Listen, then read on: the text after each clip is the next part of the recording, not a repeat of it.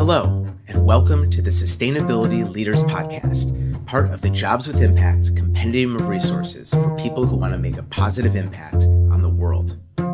I'm David Rosenheim, your host. Every episode, we bring you in-depth conversations with people who are leading the way to a sustainable future. I hope these conversations will be as inspiring to you as they are to me. And most of all, I hope that they'll empower you to take action. The planet needs you. You can learn more about this and other episodes by going to jobswithimpact.com. Please help us to spread the word by taking a minute to rate and review the show in iTunes and by telling your friends and colleagues. As CEO of the Los Angeles Clean Tech Incubator, LACI, Matt Petersen oversees the early stage development of nearly 30 portfolio companies across a broad range of sustainability sectors, including everything from energy conservation and alternative materials to transportation, agriculture, and the built environment. LACI is housed in the impressive La Crorette's campus, which provides infrastructure for its startups, including more than $11 million worth of tools, labs, and a state-of-the-art advanced prototyping center. In the past 6 years, LACI has helped more than 70 companies raise nearly $200 million and create 1,700 jobs, while driving significant water, energy, and greenhouse gas savings, and all of this while making significant strides to bring equity and diversity into LA's clean tech sector. Matt came to LACI after serving as LA's first Chief Sustainability Officer. This after serving as longtime CEO of Global Green, the NGO that Mikail Gorbachev created to tackle the twin challenges of nuclear proliferation and environmental sustainability. I joined Matt at LACI's LA campus to learn about his life and career and hear his outlook on clean tech investment and the trends affecting green jobs in LA and across the nation. Well, Matt Peterson, thanks so much for joining me today on the podcast. Thank you for having me. Thanks for hosting me at LACI. Of course. I wonder, since people can't actually see where we are, and I'll try to put some pictures up on the website, if you could describe the incubator and kind of what this building is all about. Yeah. We're blessed to be in the middle of this incredible space known as the La Crorette's Innovation Center. It's actually a publicly owned building that is, our landlord is the Department of Water and Power, which is a wholly owned municipal utility of wholly owned part of the city of Los Angeles, the nation's largest municipal utility. And this project, this campus was built a few years ago with sort of many mothers and fathers behind the idea of creating a place and a space that would catalyze the green economy here in Los Angeles. And the LA Clean Tech Incubator, the organization I run, is the steward of this facility. So we're blessed to manage the co-working space and the prototyping center and help support the innovation that we want to incubate and catalyze here in this campus. So 61,000 square feet. Quarter of that is this prototyping facility with wet lab, biochemistry lab, electronics lab, industrial prototyping facilities with water jet and CNC machinery and 3D printing and welding and other equipment, including this podcast studio we're sitting in. Which is actually has some soundproofing in the room, which is kind of nice. Yeah, it helps a little bit. Yeah. So it's a really exciting place to be and an amazing place to come find not just great startups, but innovation and collaboration that is helping move that green economy forward. So I want to come back to LACI a little bit later, but I kind of want to start with your background. And I understand that you're from Modesto originally. I am from Modesto, yeah. Actually born in Sonora, California, in the foothills, but grew up in Modesto. The engineer of this podcast, Ian Swanke, is actually from Modesto, so this will be music to his... Hey, fellow Motown resident. Music to his ears. What was it like growing up there from the perspective of your sense of activism and environmentalism? Did that click in your childhood, or did that come later? I wish I could say that because we lived in Groveland, just outside Yosemite, that the natural wonders of Yosemite shaped my childhood.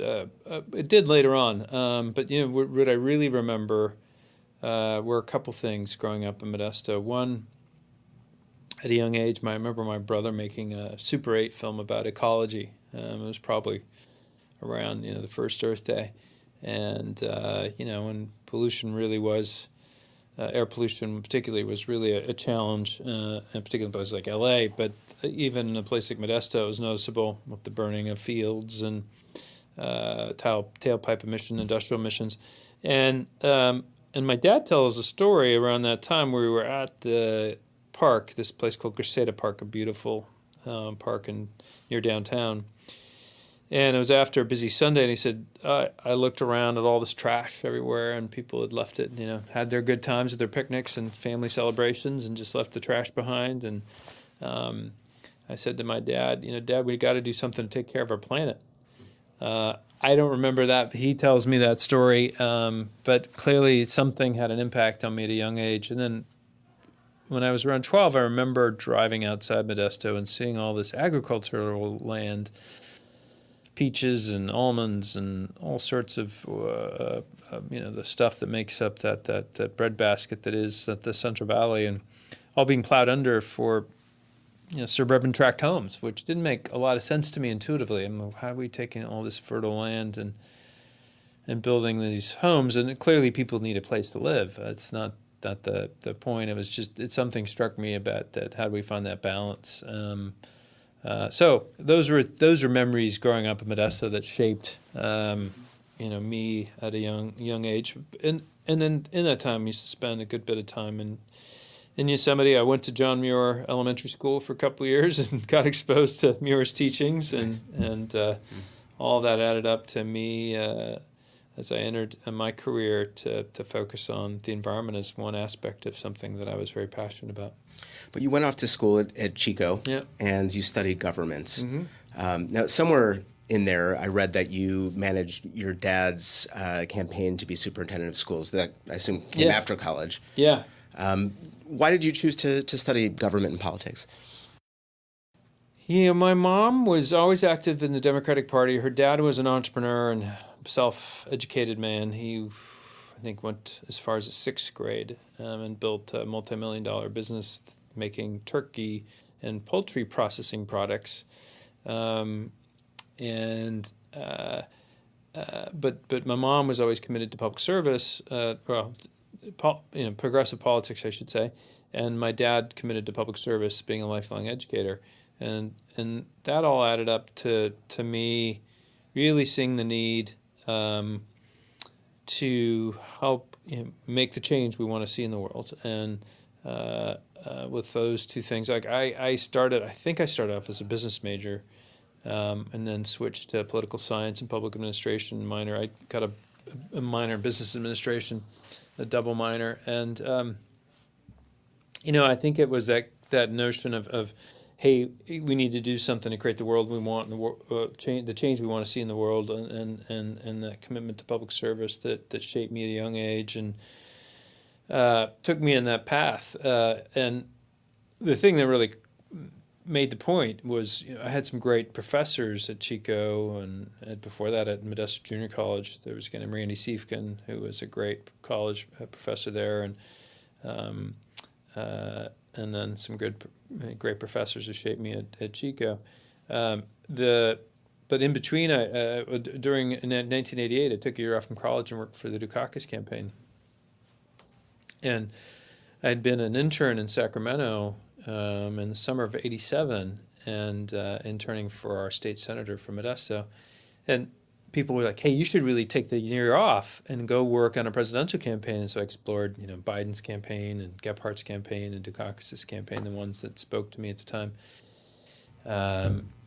And ended up hosting a debate party at my apartment at Chico, and at Chico we had one of the only satellite feeds of any campus. There weren't that many back in 1988, right. Fall of '87 at that point, that had satellite link-ups.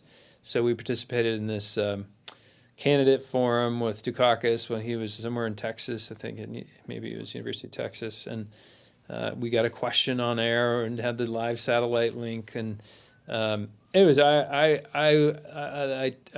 got a call finally, like on December 30th, because I wanted to go work for them in Iowa.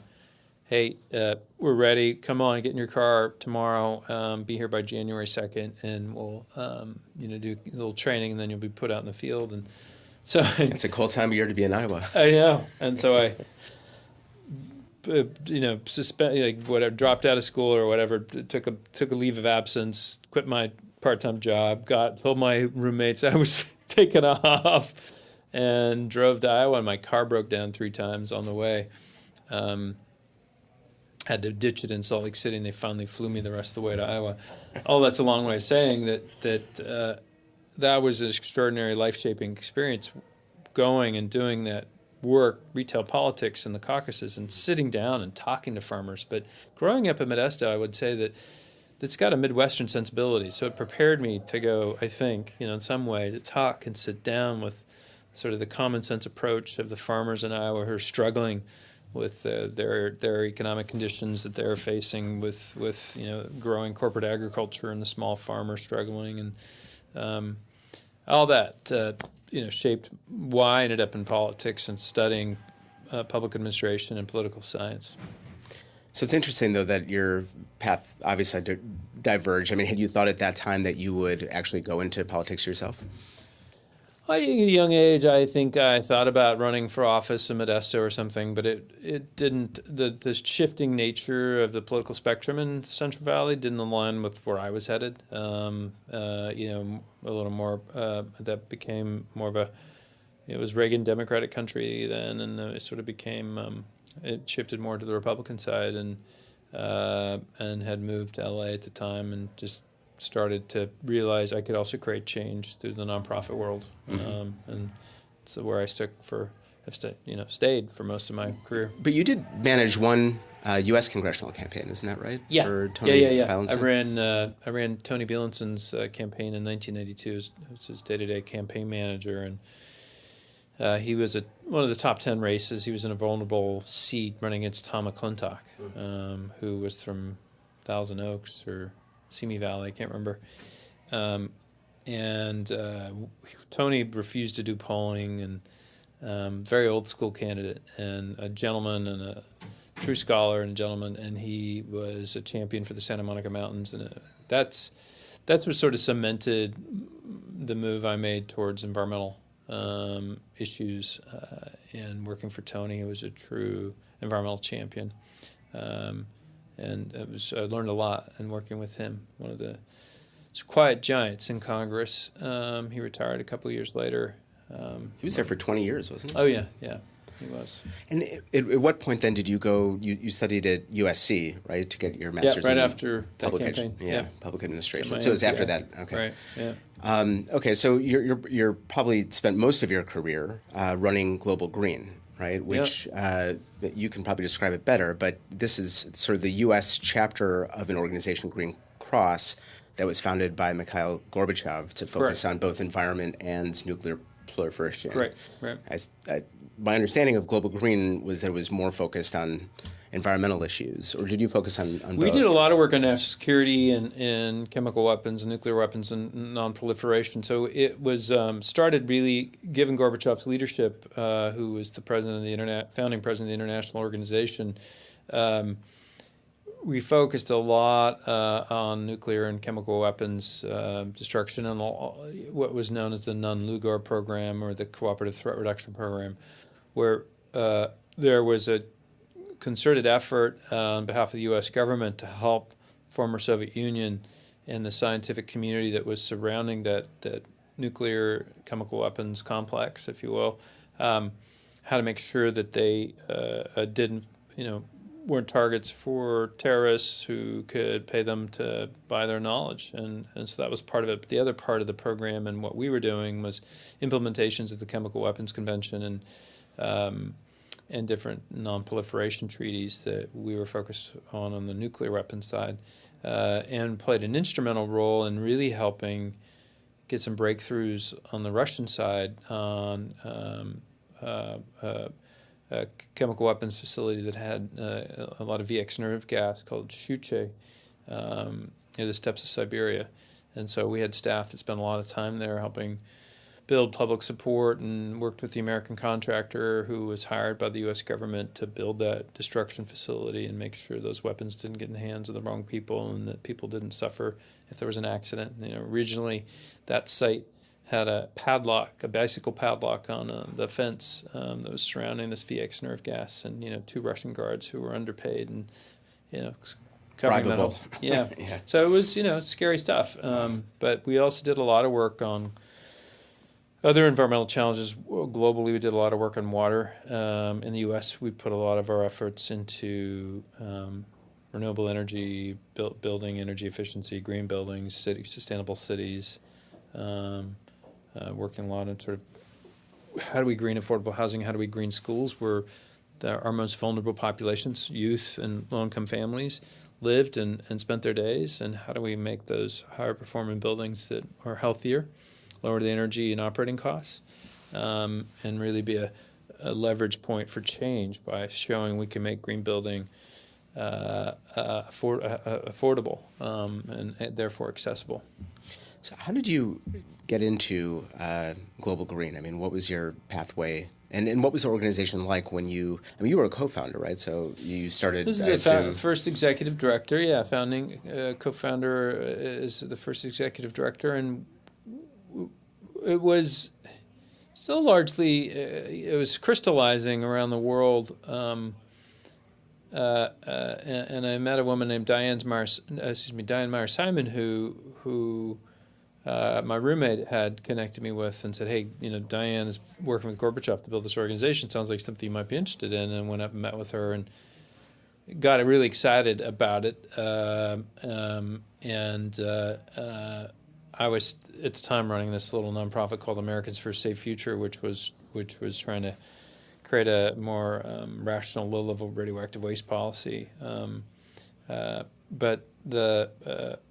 Anyway, so 6 months later, she called me out of the blue and said, "Hey, would you come help me? Gorbachev's coming to town. We've got to, schedule this trip and help launch the organization in the United States. And would you be our first executive director?" And so it was pretty amazing to spend. I just got to spend 3-4 days. It's my first part of my job with Gorbachev and his wife Aresa Maximova, and it was extraordinary and a real privilege. And so it was.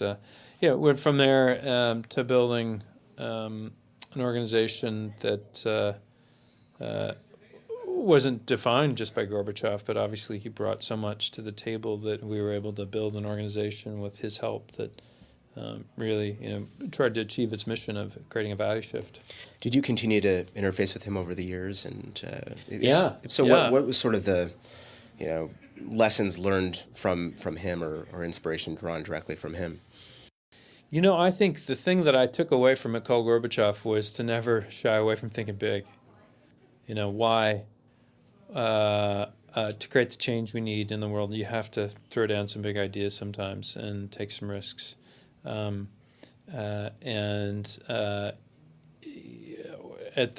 well as have a focused effort. So, of course, he was known for his leadership on non-proliferation towards the end of the Soviet Union, but to be able to really focus on the organization's efforts primarily on chemical weapons destruction was hugely important. Most people think about nuclear weapons, but chemical weapons were something that could more easily get in the hands of terrorists or have a accident that could kill local populations and get many people sick. So it was sort of how do you find the big idea while finding that leverage point where you can create the most change? Those are the things that I took away from him, and just how his love for his, not just his nation, but for humanity and his early ability to see that the environment was our greatest crisis that we were facing in the 21st century. Did he see that in terms of climate change or otherwise? You saw it in terms of climate change. You saw it in terms of water pollution and air pollution, ecological collapse of different ecosystems. He had a huge influence in my life. And then later, even you asked about Modesto, during one of his lecture tours, we would get a couple days during his trips to the U.S. to try to do some programs and events and, some work together. But I was able to arrange for him to give a lecture at Modesto Junior College and then have dinner at my parents' house afterwards. Wow. In Modesto. Incredible. So, as I told my mom, it was the best gift I could ever give her, even though she had to pay for the dinner and hire a caterer. It was quite a special thing to be able that to must have been incredible. Bring Gorbachev home to your parents' house for dinner. Not everyone can say that. Yeah. It must have been very gratifying for your parents. It was neat. Yeah. So, hard to sum up a 20-year, close to 20-year career at Global Green. But I'm interested in sort of what key lessons you take from that experience as you're now, and we'll talk more about what LACI is in a minute, but as you work with entrepreneurs who are, starting organizations themselves. Yeah, I think that we were always trying to find ways. I mean, we did a lot of work around environmental justice, even though we didn't always call it environmental justice, but working with affordable housing developers to create, healthier, low-income housing and creating the policies that would support that, through demonstrating projects that were sort of seen as pilots, and then doing the same with schools and school districts, and then replicating those strategies through state legislatures and different policy bodies. That was really important, and sort of the work that went beyond, of course, the chemical weapons work we did out of our D.C. office and with our colleagues in Russia and Switzerland. The place where it all came together, though, was post-Katrina when Hurricane Katrina hit, and we were doing a lot of work around raising awareness about climate change. We'd been working with Starbucks to as the first major corporate, we did full-page New York Times ads where they said we've got to act in climate and make a commitment to reduce greenhouse gas emissions. It wasn't certainly as significant as, say, BP coming and leaving the church as they did in '97, but they were really being proactive, and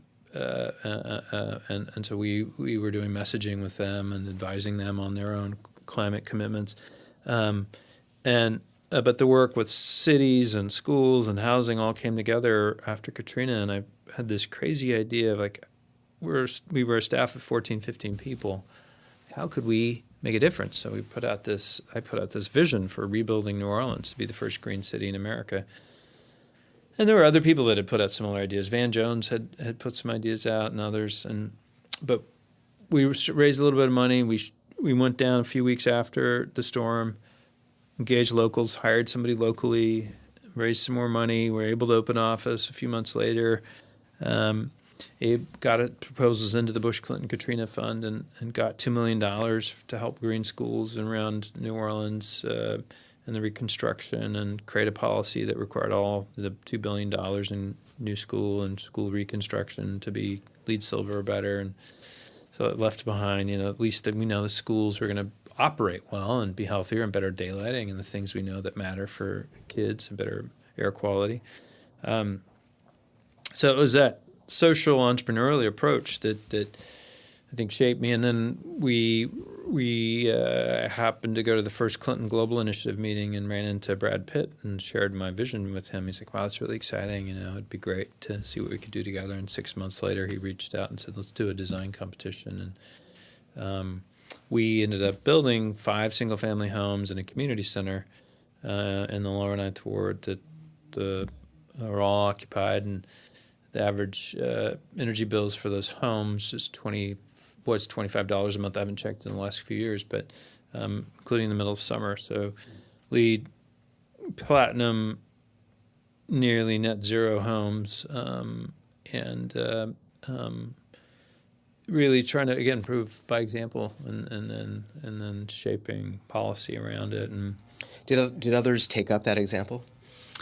Yeah, I think follow that example. Yeah, I mean, there's Brad continued his own work separately with Make It Right, and they built a lot of homes, and other projects were built in New Orleans that met LEED standards, and then the state instituted the most generous state solar tax credit Louisiana had that really helped grow their solar industry. And then it shaped some work we did after Superstorm Sandy, but that was much more targeted, where you saw a lot of gas stations and facilities that had solar weren't able to utilize the solar because they didn't island, even if it had battery storage. So we focused a strategy on really how do we build both support for grid-tied resilient solar that could island. And now it's becoming more standard, of course, and at the time it wasn't. So anyways, all that, you asked about, well, how did that time at Global Green influence me? All that added up to really taking an entrepreneurial approach to solving problems and seeing the silver lining in a crisis or disaster, or see the opportunity to create change. And that experience and that approach, the silver lining approach, unfortunately is becoming more and more necessary the more disasters we have. I want to skip forward to the last few years, up until very recently, where you were the first chief sustainability officer for the city of Los Angeles under Mayor Garcetti. And one of the things that you did of note there, and I can kind of see the thread in the work that you did in New Orleans, was to create climate mayors. And this is a group of about 250 cities that are working on a range of... now over 400. Over 400. And are you still involved? Are you the chair? The advisory board chair. Okay. So what... maybe talk about the experience in LA and how that's applicable to other cities and really the role that cities play in the climate struggle. Yeah, I'd long known cities are really the front lines of climate change in terms of reducing emissions as well as the impacts of climate. And when Mayor Garcetti asked me to be the first chief sustainability officer, it took a beat for me to think about that transition in my career, but once I had decided to take the role, I was really excited about how to make LA the leader, to create the change we wanted to see in LA, and then help LA to be a leader by example. And so we put in place our sustainable city plan, made some significant commitments to reducing greenhouse gas emissions, along with a number of other critical metrics around sustainability, even including housing, all these things that we need to create a truly sustainable community, because we need affordable places to live and housing affordability, as we now know know better than ever. And in that process, started to represent the mayor in President Obama's climate task force. And as we met with the White House, realized that as Obama was trying to go into Paris to put together a deal with the Chinese and others to get that climate agreement we so sorely needed, there was a sense that there was a need for mayors leading the way. And so we put together something initially was known as the Mayor's National Climate Action Agenda, and we announced it at the Clinton Global Initiative in 2015. I think it was a 14. I'm blanking on the date now. Probably 14 because Paris 14. was in 15. Yeah, 2014. Yeah, it was. And it was three mayors to start: Mayor Garcetti of LA, Mayor Nutter of Philadelphia, and the mayor of Houston at the time. And we grew it within a year, like 6 months, we grew it to 33 mayors, and sort of it was the leaders, the big cities and the leaders.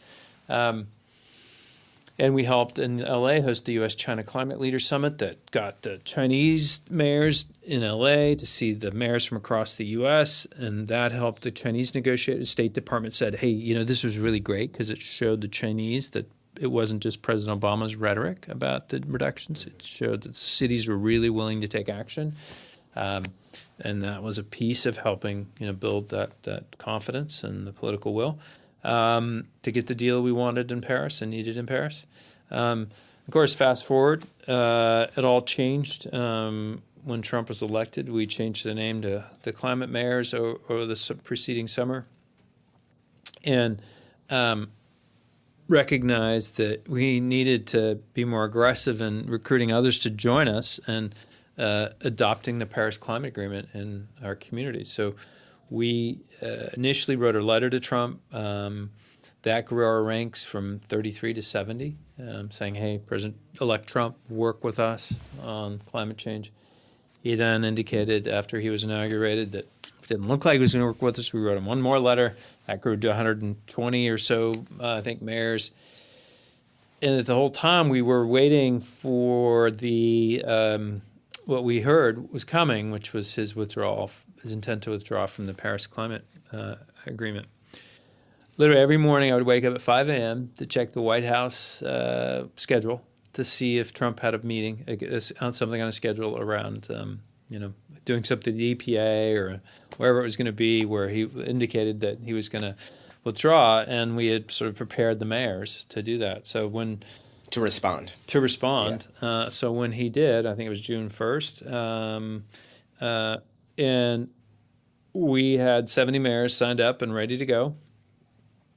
The morning he gave that talk in the Rose Garden, while he spoke, those numbers increased, and within a day it went from 70 to 170 to now 400 mayors. And so those mayors and their staff talk once a month on annual monthly conference calls to share what they're doing and address key issues that are coming up, and to talk about how we get the resources and support they need to implement the Paris Climate Agreement in their communities. And is there any set reduction commitment that these mayors agree to, or does it operate sort of like Paris, where it's a collection of agreements that are or commitments that are unique to their own circumstances? It's the latter. It's more because once we opened up the tent more broadly, we had to allow for smaller cities who don't have the resources to do a third-party verified GHG inventory, greenhouse gases emissions inventory.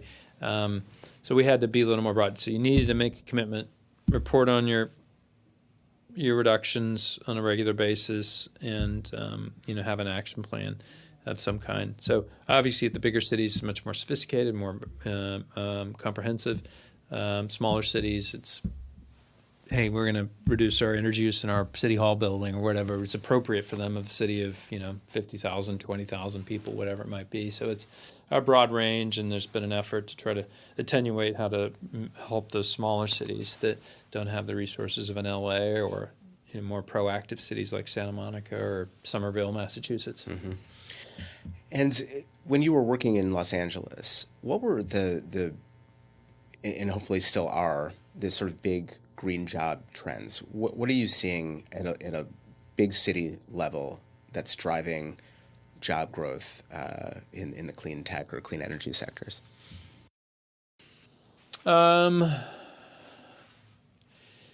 It's obviously solar.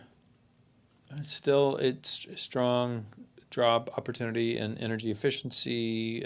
We passed a ordinance in the city of LA that required benchmarking and reporting, and as well as offered, retro commissioning is one of the strategies. So all that we know is helping stimulate the job creation in that sector. Water infrastructure, with the recent passage of Measure W countywide, there's going to be multi-billion-dollar infusion into the economy to be able to capture stormwater and make sure it's cleaned up before it's stored. So we both meet our federal requirements for clean water, as well as take advantage of, when we do have storm events, of capturing that water and using it for future needs. Along with a lot of other water infrastructure investments that were already happening. Now with EVs, you're seeing jobs around EV design and manufacturing in the region. You're seeing, of course, jobs in the utility and related charging sectors of installation of chargers and maintenance of those chargers. So you're seeing sort of that spectrum of growth for green jobs, and and then transportation is the other big one. So with the huge investment in mass transit in LA County, you're seeing a lot of jobs what we really considered green jobs. Yeah. Is there hope for LA in terms of traffic and transportation and tailpipe emissions? You know, the in terms of tailpipe emissions, there's absolutely hope. We're seeing the transition to begin, the move to zero emissions future. It's why we know we can go further faster together. That's why here at LACI we launched our transportation electrification partnership and released our zero emissions 2028 roadmap using the Olympics to set a more ambitious goal over the next 10 years to reduce greenhouse gas emissions by another 25% by increasing the commitment towards zero emissions amongst all the partners. So I think for tailpipe emissions, we're headed in the right direction. It's not going to be easy, particularly for goods movement for the heavy-duty trucks. But we're seeing things like Daimler and Volvo Group, two of the largest top 3 truck manufacturers in the world, commit to zero emissions battery electric trucks, and we're headed in the right direction. In terms of traffic, Uber and Lyft have put more cars on the road, not necessarily less. Great convenience. Really, they've changed a lot of lives, so less people are dependent on car ownership, at least have that option. What the real need we need to push is how do we get people on transit? And so the push for buses to become zero emissions is only going to enhance that. Bus ridership is down and continues to be down. But once we get the electric buses to be more ubiquitous, people are going to, more daylight than the natural gas buses that Metro's currently running. It's a more pleasant experience because it's quieter in the bus. It's quieter in the neighborhoods. It's a much better experience that I think allows the Metropolitan Transit Authority and other bus agencies, transit agencies, to rebrand their bus experience, and then all the investment in rail. So hopefully we get people out of their cars.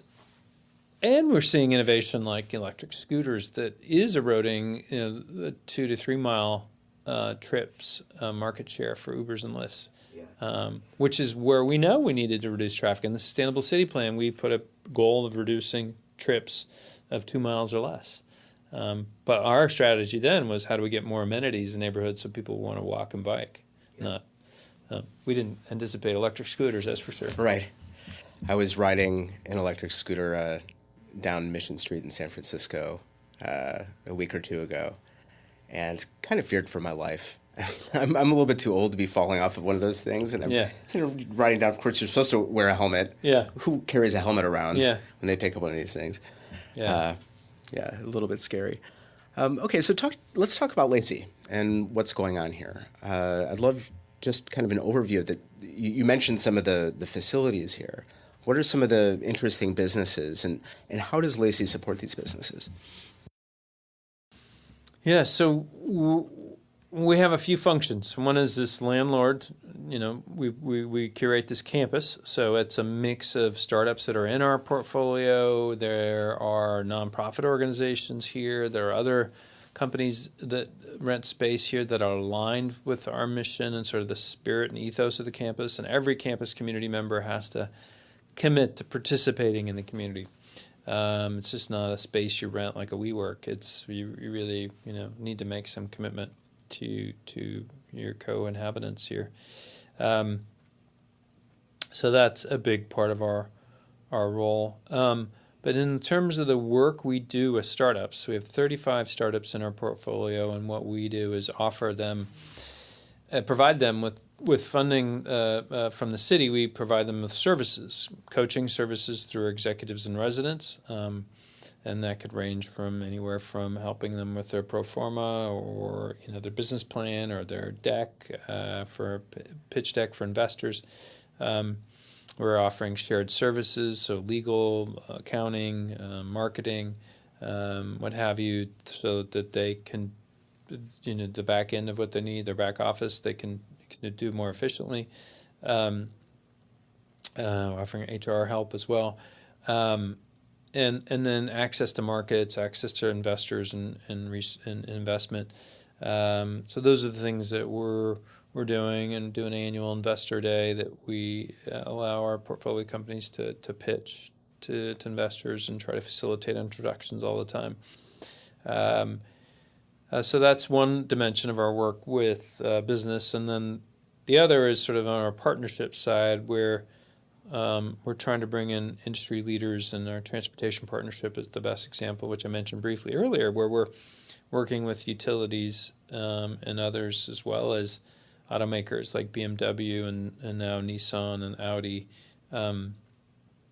BYD and Tesla and others, to figure out how we can work towards a common solution, and we're engaging startups in that process too. So what advice do you have to folks that are interested in either starting something in the clean tech, clean energy space, or working for one of these startups? What does that sort of career path look like? Well, I think you really need to think about what pain point are you going to solve for. I mean, you may have a great idea, but what problem are you solving? That is something that's become clear to me, both from having been in the city in the mayor's office and getting a lot of startups wanting to come pitch me in the city on what they were selling. It needed, sometimes they had a solution to a problem I didn't know I had a problem with, and that was eye-opening, and other times it was sort of like, well, you're trying to sell me on a solution I don't have a problem to solve for. And so you really need to make sure that with your customer discovery that you're really solving a problem that's truly out there that needs to be addressed. And hopefully it's one that provides some potential scale to grow a business that can have, be successful financially over the long term.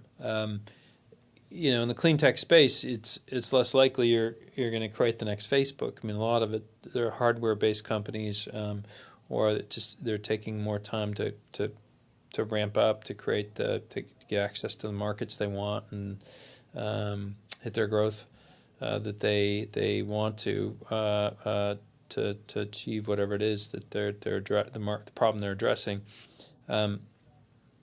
I think you've got to have a pain point you're trying to solve for, and then test that thesis of what you're solving and your solution with potential customers. You got to do your customer discovery. And is that a process that they need to sort of have solved, or questions that they need to have?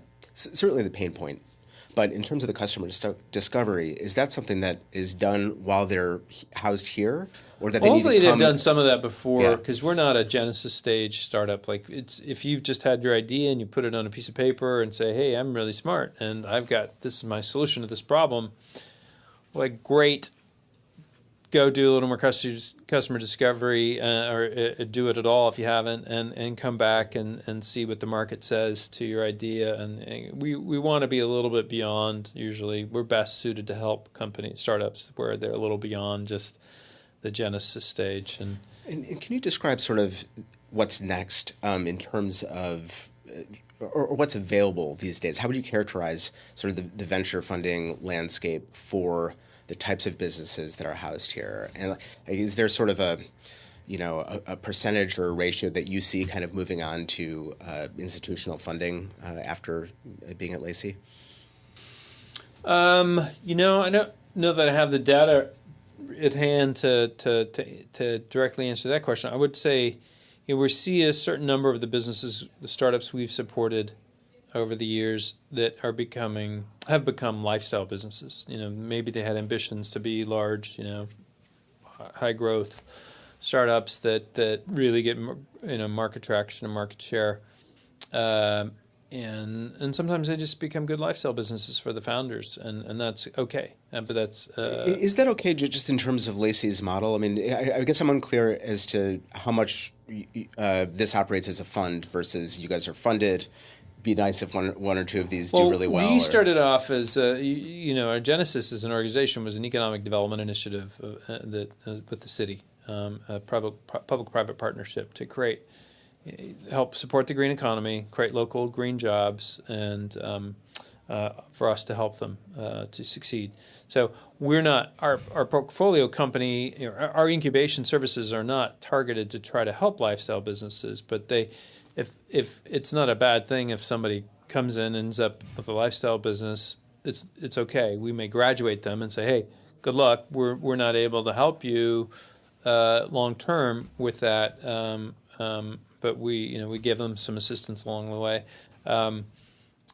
So we're really trying to target those that are hoping for a little higher growth opportunities and help them through that valley of death and up, into what we hope is a successful future. We just onboarded a company called Amply, whose founder, Vic Shao, started something called Green Charge Network, which he sold to Engie, successful clean tech startup founder. And he was attracted to LACI for, obviously the great campus and resources we have, but also what we were doing around transportation electrification. And that was aligned with what he saw as his target market and saw great value in the thought leadership we've assembled and wanted to join the portfolio.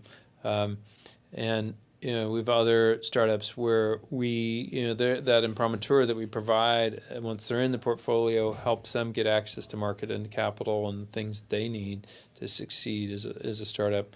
And at the same time, our commitment in exchange to the city's support for our work to help the startups for that economic development initiative is showing and demonstrating very clearly the jobs that are being created through these startups.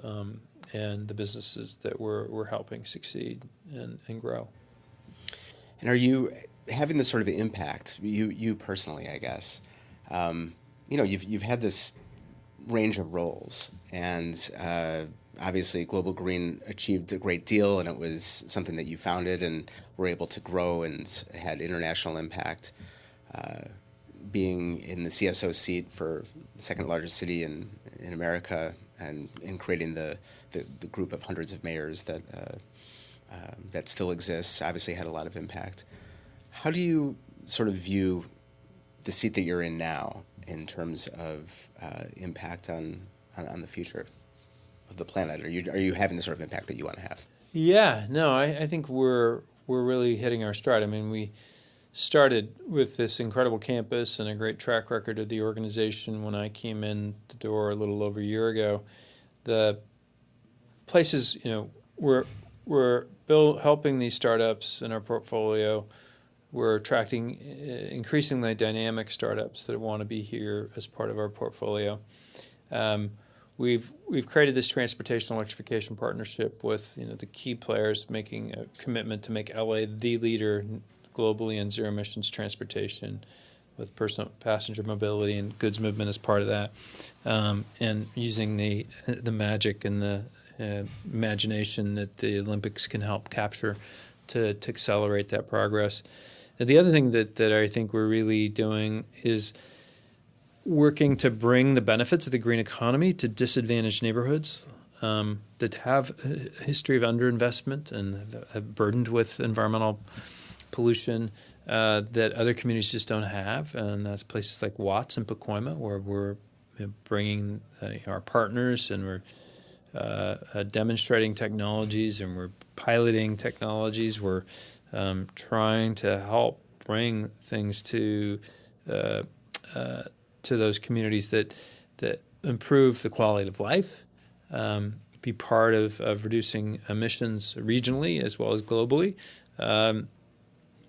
And then as well, we're bringing in middle school children, particularly targeting girls, and then providing them with inspiration here to hopefully pursue STEM education to become engineers or whatever that they want to be inspired. They're inspired to do, and then we're really targeting underrepresented populations, women in clean tech.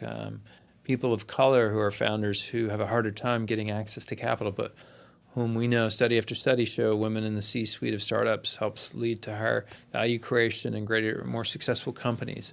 So that's the part where I think I want to be measured on. Certainly the other areas measured on the success of our startups, measured on the success of our transportation partnerships and the other related initiatives. But where we bring the benefits of the green economy to those neighborhoods, as well as bring in underrepresented populations to this campus to be inspired, to get the support they need to succeed. That, to me, is where hopefully we're measured at the end of the day. It's tough and it's not easy work, but we're trying to do our best to help those individuals that want to change the world. One more question.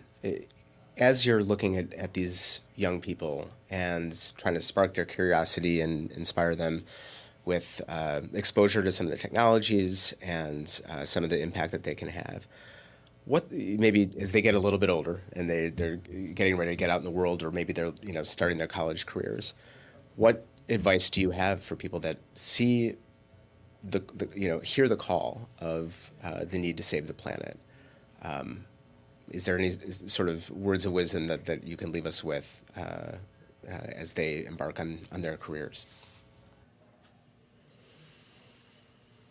I think if you have the drive and the passion to be an entrepreneur, and that can be a for-profit entrepreneur creating a startup, it can be a social entrepreneur working with a nonprofit or starting a nonprofit, or it could be you're gainfully employed and got a great career already and you want to be what I call a citizen entrepreneur, going beyond voting and volunteering to actually finding and solving a problem in your community and rallying people around that vision to help you succeed, to create a lasting difference in your neighborhood.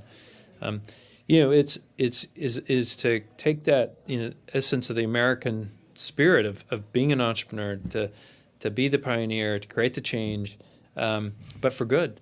Really, really think about what it is that you can contribute, and if you can, go all in. There is no reward without taking risk, and getting out of your comfort zone is important, because otherwise you're just going to keep with the status quo and not try new things and new approaches. And along the way, there are ideas I put out there when I was at Global Green and others that didn't fly, and you've got to be willing to just dust yourself off and get back up and keep at it. And